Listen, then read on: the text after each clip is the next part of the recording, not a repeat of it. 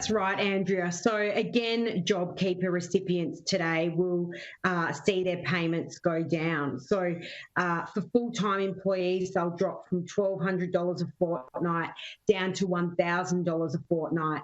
And then for part-time employees, they'll fall by $100 a week down to $650 a fortnight. So, this is going to impact a lot of people. We've got over 500,000 businesses still, figures today out in NewsCorp's papers show 500,000 businesses still relying on JobKeeper, and we've only got less than 3 months to go. So there's still a lot of businesses that really need this financial support. We've definitely seen most of that being in Victoria and New South Wales as well. In terms of the industries which are most reliant on JobKeeper, what are they? So some of the industries that have been heavily reliant, which surprised me, includes the construction industry, the science industry, transport as well, and administration. So there's some of the key industries where entities have signed up and still relying on this government payment. So many of them will have to be preparing now for life post JobKeeper and without JobKeeper. And this remains to be seen whether these businesses will be able to survive without it. What are we expecting, though? What are you hearing from businesses, that some may have to let people go or that they will be okay? Look, Andrew, it's going to be a mixture. We will see some businesses be able to survive without it, but some businesses are completely overhauling their business models.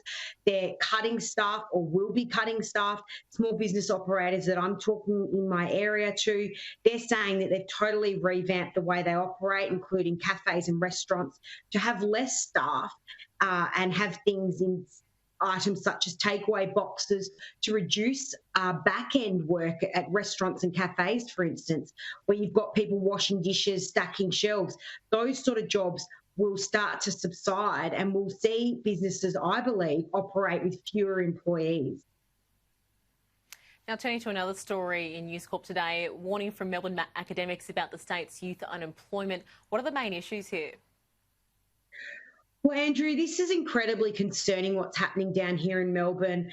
The story in Herald Sun today showed that in some areas in Melbourne, the youth unemployment is up around 18-19%, which is extremely worrying. We've got this whole cohort of young Australians who are finishing school or still in university and unable to get casual work. Now, a lot of casual jobs have been lost during the pandemic in areas such as hospitality and retail. Some of these students still studying are not entitled to JobKeeper, so they're on Job Seeker.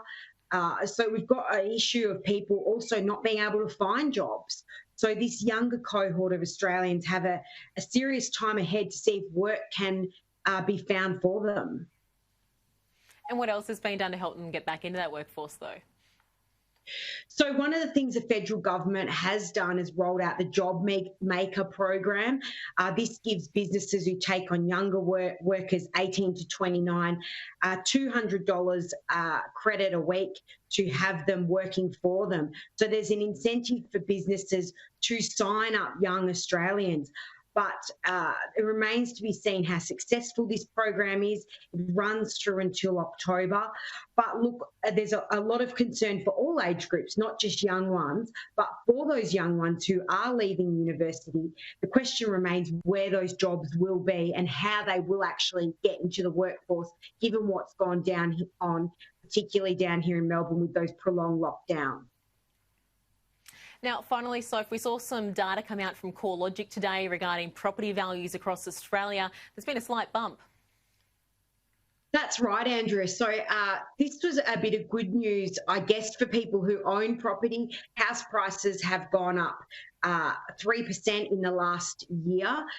All cities saw growth in their dwelling prices, except Melbourne, which saw a drop of between 1% and 2%.